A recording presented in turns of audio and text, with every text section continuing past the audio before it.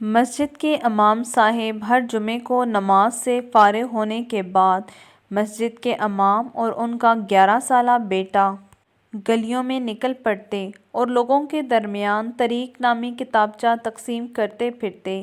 یہ معمول چلتا رہا یہاں تک کہ ایک جمعے کو مطلع ابر آلود ہو گیا، موسلا دھار مینا بہنے لگی اور کڑاکے کی ٹھنڈ پڑ گئی۔ بچے نے بہت سارے کپڑے زیب تن کر لیے تاکہ اسے سردی کا احساس نہ ہو سکے، اور اپنے والد سے وہ گویا ہوا کہ ابا چلیں، میں تیار ہوں۔ باپ نے کہا، بیٹا کہاں کی تیاری ہے؟ بیٹے نے جواب دیا، ابا جان کتاب کی جو تقسیم کاری کا وقت ہوا چلا ہے۔ باپ نے کہا، بیٹا آج موسم کافی ٹھنڈا ہے، بارش بھی ہو رہی ہے، آج موقوف کرتے ہیں۔ یہ سن کر بیٹے نے حیران کر دینے والا جواب دیا اور کہا، ابا جان بہت سارے لوگ تو دوزخ کی طرف بڑھ رہے ہیں۔ باپ نے کہا، بیٹا اس موسم میں نکلنا کچھ ٹھیک نہیں ہے۔ بچے نے کہا، اچھا ابا جان میں اکیلے ہی چلا جاتا ہوں، آپ مجھے اجازت دیں۔ باپ نے کچھ تردید کے بعد کہا، اچھا ٹھیک ہے، احتیاط سے جاؤ۔ 11 سال کا یہ بچہ بالفور جذبات سے لبریز باپ کو شکریہ کہتے ہوئے نکل پڑا۔ اس عمر کے بچے عموماً لڑک پن کی مستیاں کرتے ہیں، لیکن یہ ننھی سی نوخیز کلی آفاقی ذہنیت کا شاہکار تھی۔ راستے پر بھیگتے بھاگتے لوگوں سے ملتا رہا، کتابچے تقسیم کرتا رہا۔ قریب 2 گھنٹے بارش میں بھیگ جانے کے بعد اس کے پاس صرف آخری کتابچہ باقی رہا۔ ادھر ادھر نظر دوڑائی لیکن کوئی نظر نہ آیا، لیکن بارش اور ٹھنڈ کے سبب شہر خاموشاں میں کوئی راہی دکھائی نہ دیا۔ قریب کے ایک چھوٹے سے گھر کی طرف یہ بچہ بڑھ گیا۔ سوچا کوئی ہوگا تو آخری کتابچہ اسے دے دوں گا۔ اس کے پاس پہنچا، دروازہ کھٹکھٹایا لیکن کوئی آواز نہ آئی۔ وہ برابر دروازہ کھٹکھٹاتا رہا، جانے اس کے دل میں کیا آیا کہ وہ وہاں سے جانے کا نام نہیں لے رہا تھا، اور اب کی بار دروازہ ذرا قوت کے ساتھ کھٹکھٹایا۔ کچھ لمحے بیت جانے کے بعد ایک عمر رسیدہ خاتون دروازے پر آئیں، جس کے چہرے پر کافی افسردگی کے آثار نمایاں تھے۔ وہ بولیں، بیٹے کیا کام ہے؟ ننھا سا بچہ مسکراتے لبوں اور روشن نگاہوں کے ساتھ نظریں جھکا کر بولا، محترمہ زحمت دینے کے لیے میں معذرت خواہ ہوں۔ دراصل میں آپ کو یہ بتانے آیا ہوں کہ اللہ تعالیٰ آپ سے بے پناہ محبت کرتا ہے، اللہ آپ سے بے حد پیار کرتا ہے، اور اس نے مجھے آپ کے پاس بھیجا ہے۔ یہ آخری کتابچہ میں آپ کو ہدیہ کرنے آیا ہوں۔ یہ کتابچہ آپ کو اللہ کے بارے میں کچھ پیغامات دے گا اور خالق مخلوق کی حقانیت واضح کر دے گا۔ خاتون نے کتابچہ لیا اور شکریہ کہتے ہوئے واپس اندر آ گئی۔ بچہ بھی اپنے گھر کو لوٹ گیا۔ اگلے ہفتے جمعے کا خطبہ ختم ہونے کے بعد وہ بزرگ خاتون کھڑی ہوئی اور پورے مجمع سے مخاطب ہو کر کہا، میرا یہاں کوئی جاننے والا نہیں ہے اور نہ اس سے پہلے یہاں آنے کا کبھی اتفاق ہوا ہے۔ گزشتہ جمعے کو میں مسلمان نہیں تھی اور نہ ہی میں نے کبھی مسلمان ہونے کا سوچا تھا، نہ ہی دل میں خیال لایا تھا۔ کچھ ماہ پہلے میرے شوہر کا انتقال ہو گیا تھا اور وہ مجھے تنہا چھوڑ کر چلا گیا۔ اس کے جانے کے بعد زندگی مجھے بوجھل لگنے لگی تھی، لطف زندگی ختم ہو گیا تھا۔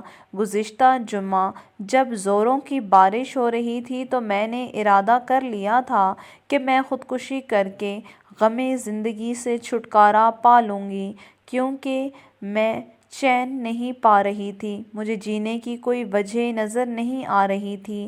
لہٰذا میں نے اپنے اوپر کے کمرے میں جا کر رسی اور کرسی کے سہارے جان دینے کی ٹھان لی تھی۔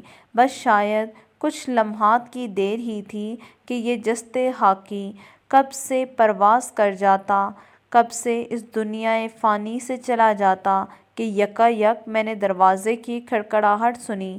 میں نے کچھ دیر توقف کیا، سوچا کہ جو ہوگا کچھ دیر میں خود ہی چلا جائے گا، لیکن مسلسل دروازے کی کھڑکھڑاہٹ نے مجھے گلے سے پھندا نکالنے پر مجبور کر دیا۔ میں محض سوچنے لگی۔ میں سوچ رہی تھی کہ آخر کون ہے جو ایسے پرخطر موسم میں بھی میرے دروازے پر مسلسل دستک دے رہا ہے، وہ بھی مسلسل۔ بالآخر میں نیچے آ گئی، دروازہ جا کر کھولا تو ایک ننھی سی جان کا بھیگتا ہوا وجود میری نگاہوں کے سامنے موجود تھا، زیر لب مسکرا رہا تھا۔ اس کی وہ مسکراہٹ اور آنکھوں کی چمک میں نے کبھی کسی انسان میں اس سے پہلے نہ دیکھی تھی۔ اس مقدس سراپے کے وصف کشی کے لیے میرے پاس الفاظ بھی نہیں ہیں۔ اس کی زبان سے ادا ہونے والا ایک ایک لفظ گوہر نایاب تھا، بس میرے قلب و جگر کی تختیوں پر اس کے الفاظ نقش ہو چکے تھے۔ یوں لگا کہ اب میرے مردہ دل کو کسی نے زندگی کی سوغات عطا کر دی ہو۔ اس کا یہ کہنا کہ محترمہ، میں آپ کو یہ پیغام دینے آیا ہوں کہ اللہ تعالیٰ آپ سے بے پناہ محبت کرتا ہے، بہت پیار کرتا ہے اور آپ کا خیال رکھتا ہے۔ پھر اس نے مجھے یہ کتابچہ طریق الجنہ جو میرے ہاتھ میں ہے دیا۔ میں نے دروازہ بند کیا اور نہ چاہتے ہوئے اس کتاب کو کھولا اور پھر جو کتاب کو پڑھنا شروع کیا، آنسوؤں سے میری آنکھیں ڈبڈبا گئیں۔ میرے اندر ایک انقلاب برپا ہو چکا تھا۔ میں جان گئی تھی کہ اللہ تعالیٰ کا ساتھ میرے ساتھ ہے۔ میں نے دروازہ بند کیا اور نہ چاہتے ہوئے اس کتاب کو کھولا اور پھر جو کتاب کو پڑھنا شروع کیا، آنسوؤں سے میری آنکھیں نم ہو چکی تھیں۔ مجھے یقین ہو چکا تھا کہ اللہ تعالیٰ واقعتاً مجھ سے بہت پیار کرتا ہے۔ میں نے کرسی اور پھندا پھینک دیا، کیونکہ اب مجھے سہارا مل گیا تھا، اب مجھے زندگی کی قیمت سمجھ آ چکی تھی۔ آج میں خود کو خوش قسمت سمجھتی ہوں کہ میں نے اپنے مالک حقیقی کو پہچان لیا۔ اس کتابچے پر دیے گئے پتے کی وجہ سے میں یہاں آج پہنچ سکی ہوں۔ میں آپ کا شکریہ ادا کرنے کے لیے یہاں تشریف لائی ہوں۔ میں اس چھوٹے فرشتے کا شکریہ کرنا چاہتی ہوں جو مسیحا بن کر میرے دروازے پر آیا اور مجھے دوزخ کے دہانے سے بچا لایا ہے۔ مسجد میں چاروں جانب سے آنکھیں اشک بار تھیں۔ تکبیرات کی صداؤں سے پوری کی پوری مسجد گونج اٹھی۔ اللہ اکبر، اللہ اکبر۔ امام صاحب جو کم سن فرشتے کے والد تھے، ممبر سے اتر آئے، پہلی صف میں کھڑے اپنے لختے جگر اپنے بیٹے سے چمٹ گئے اور زور زور سے رونے لگے۔ وہ انہیں احساس ہو چکا تھا کہ اس مجمع میں اس جیسا کوئی بھی نہ تھا، کوئی خوش قسمت باپ نہیں ہے جس کا ایسا بیٹا اصلی ہیرے موتی چن رہا ہے۔ اسے یہ بھی محسوس ہو رہا تھا کہ میں نے مجبوری اور عذر بیان کر دیا تھا، لیکن اس کے بیٹے کے اندر لوگوں کو ہدایت دینے کے لیے ایسے ہی جذبات موجود ہیں کہ وہ شرم محسوس کر رہا ہے۔ واقعہ تو ختم ہوا، البتہ ہمارے لیے اس میں ایک بہت اہم سبق ہے۔ ہر کوئی اپنے آپ سے یہ سوال کر لے کہ کیا ہم نے کبھی اس طرح لوگوں کو آگ سے بچانے کے لیے تگ و دو کی؟